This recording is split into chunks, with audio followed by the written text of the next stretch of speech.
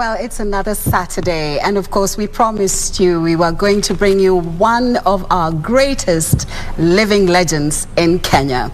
Well, today we are so fortunate to have one of our great sons, and this is none other than Mad World.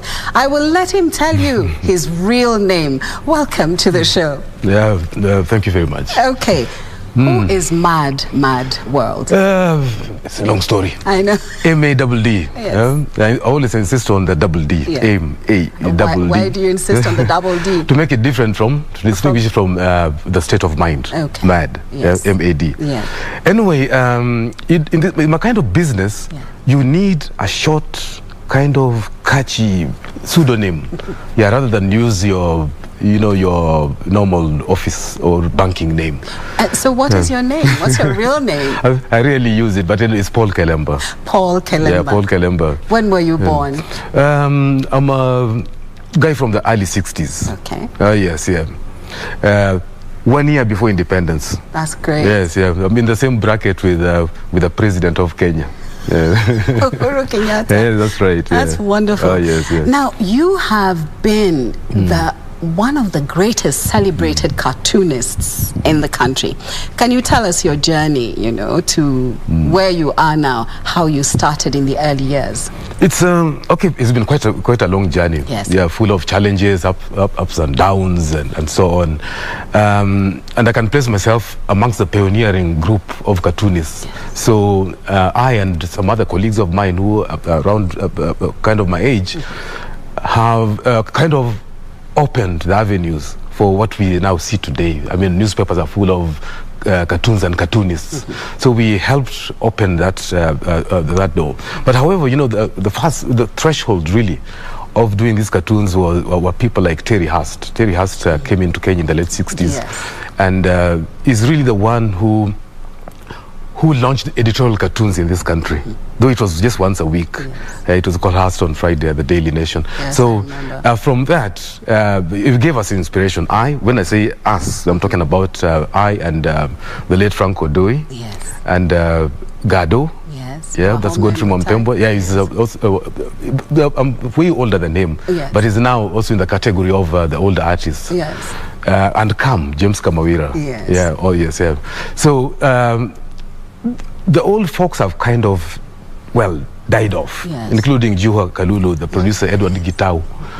And I happen to be, I think the oldest cartoonist in this country right now. I think so. Yes, it is, yeah.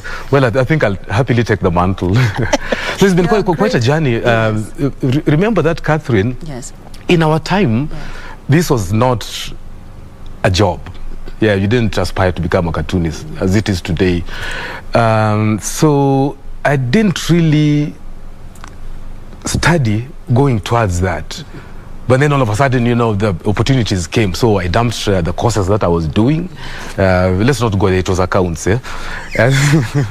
Then I got an opening in the magazines. Yes. There was Viva magazine. I did True Love. I did Men Only. I did Drum. Yes. Yeah, in the 1980s. So from that was a stepping stone now to the dailies. That is the Daily Nation, and where I currently belong, that is a Standard newspaper. Wonderful, yes, wonderful. So you've had 32 years. This is your 32nd year? 32nd year is producing It's a Mad World. Okay. But cumulatively, I've been drawing for the media from way back in 1982. Let's go back to your cartoon strips and, of course, your cartoon books. And, it was quite interesting, to see you do satires, even on heads of state. Yeah. And in those days, that wasn't very, very funny. Did you, how did you get by? To be a successful cartoonist, you also want to be kind of, whatever you pull must be tricky, because there are several layers of, at that time, several layers of the people who protected the head of state and people around him. You'll start with your own sub-editor, you'll go to the editor, you'll go to the publisher, the owners of that publication. all the way now to government ministers, all the way to the vice president, to the president. So those, as a cartoonist, you want to try to get through all that. Today it's totally different, of course. Yes. But at that time, you really had to work so hard to get through that. For example, when I started doing President Moi, it was, I had to dodge my own editor. Yes. You know, I started introducing him slowly, kind of in disguise. With a hat and so on. But then one day he told me, this is the president, isn't it? And I told him, oh yes, of course. Yeah, oh yes, we have to get through that. Now, it always takes one or two people, you know, to break that ice, and here we go. So back in 1991, 1992, I first drew Moi, which now came out published and openly. But not in the newspapers as it is, because the newspapers are still a little guarded. And I do understand, you know, people today should actually understand things were totally different at the time. Of course. So it was in a magazine called Society, edited at the time by Pius Nyamora. They asked me, well, let's do Moi. I told them, you really want us to do so? I was so eager, so we did. And nothing happened. It sold. Wow. You know, yeah, it sold. And I told them, now, see? Actually, it is us who've just been scared. Maybe Moi himself laughed at that cartoon. I believe, you know, so. Yeah, you know, that kind of thing. So, yes. so that opened the doorways and so on. And Gaddo now shortly, Gaddo replaced me at the Daily Nation. When he came in, I think taking that cue from me, he started working on Moi. Poor Moi, you know, and really perfected him. As I was still struggling in the Standard to, you know, to come out openly and depict the president. Okay. Yeah. Now, the people surrounding him, most of them were not very, very friendly people. How did they take your caricatures? The one frightening guy was Biot. Yes. Biot was, you know, he's been described, he was described by Njoka Mwenda, a journalist. I think he's in a spokesman in a ministry somewhere today. He wrote and said, and described him as a man with a reptilian look, yeah, you know, take no prisoners kind of look. And there was once in Parliament, a colleague of mine called Dio Mondi sent him a note from the press gallery. Sent him a note that I wish to interview your wife. Then Biot was sitting there with a piece of paper, with that message. Then he looked up at Dio and tore the piece of paper and threw it away. Wow. Then that was it. You know what that means? Yes. So he was quite a frightening character as it is. And we cartoonists were not scared of Moi. Yes. We are not scared of Kamodho. You know, we are not scared of those people. Hezekiah Saitoti, yes, Oyugi, Hezekiah Oyugi, and Biot. Those are the guys who really made us sweat, you know.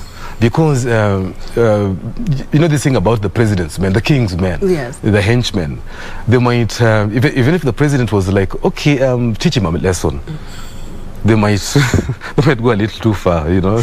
There's something I overheard, you know, you brushed hairs, you know, with the authorities at some point. Whether it was true or false, I really do not know. Can you walk us through that? I think shortly when after I joined Nation, way back in 1986, I pulled off a prank. Then it went wrong, really. Yeah. Then cops came, the bomb disposal squad actually checked in. I was like, hey, wait, what's going on? Those dogs all over the place, you know, the sniffer dogs. And I was like, what's going on? But actually, it was me who had pulled a prank. It was silly at that time. I was a young dude. Yeah. So I spent the night at Central Police, and the next day I was dragged before Chief Magistrate H.H. Butch, who looked at me and the charge. Then he said, this charge is defaultive, it's defective. Yeah.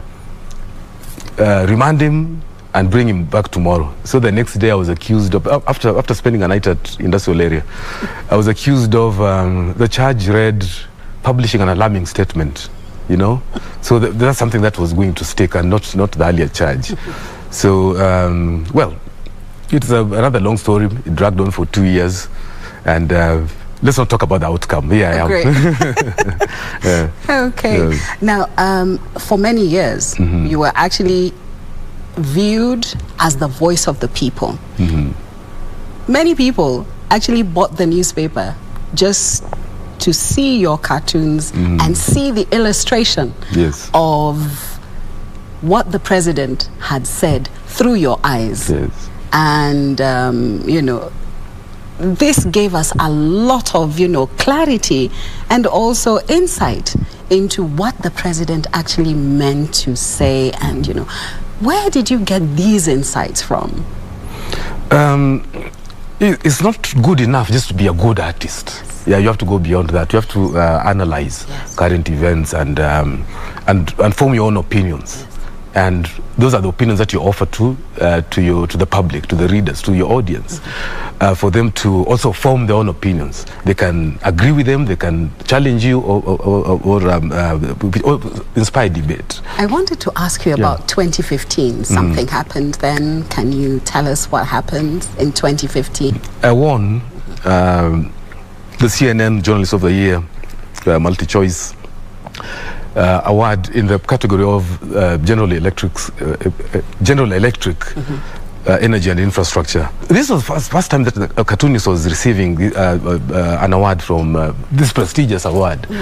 So I wasn't actually expecting it as such. You know, I just entered for the fun of it. And you know, when you are nominated, wow, you're stuck in a nice hotel. That was KBC, you know. So, and there was wine every night and everything. So, no problem. If I go home empty-handed, I'm not really empty-handed. But then my name was called first. I was a very fast one. And I was prepared for it. So when I went there, I really regretted for the rest of my life. I got mixed up, you know. I was handed the award, then I turned and walked away. And lost my only chance to address President Uhuru Kenyatta. He was there. Yes. He was present. Oh yes. But then I gather that you know, we cartoonists have also got our spies. So I gather that we were sitting with CS Matiang'i, CS Amina, and others, the VIP table. So I gather that he told the ministers there, angalia, wanachora watu nawezi kuongea. Now, let's talk about these books in front of us here. Yes. This is work you have dedicated a lot of time in. This is Kenya's songs of protest. Yeah, that's right. This is capturing Kenya's history. And, of course, we have the Kenya's funky hits. Let's start with this. Actually, since I wear many hats, yeah, we've mentioned that I also belong to the board at Buni Media, and I also belong to the board at Kelemba Music. Yeah, Kelemba Music is a small outfit, non-for-profit, and is tasked with documenting and archiving different genres of traditional music of Eastern Africa. So we've gone out, looked at a couple of things out in the villages, and so we've done recordings outside there. Tell us about your wife, your late wife. You know, she was very supportive in your work. Yes, and instrumental also, you know, in the growth and raising the family and all that. Please tell us about it. Eunice was, in fact, she was a pillar. She was of stability in my life and that of our children, in my family. That is so because we artists are known to be a little wild sometimes. But she entered my life and stabilized it, you know, that kind of thing. So I'll always miss her tremendously as it is, And she was also, for many years, she was a character. In my work, it's a mad world. I used to call her the Madess. Not really Eunice as such in the series. So it was the Madess and my children, or the Madlets and Maddo Jr. So once in a while she'll feature there, and people used to tell her, like at work and elsewhere, that you must be laughing in your house throughout. Then she'll tell them, no, we are serious. We're a serious couple. It's not that dude walks in and we all burst out laughing. No, of course not. Yeah. And we also had our little tiffs once in a while, which is always very healthy. But we were extremely close, very, very close for 33 years. It's been a wonderful experience just being with you and also, you know, just walking through your illustrious career. Ladies and gentlemen, we come to the end of the Living Legends this evening.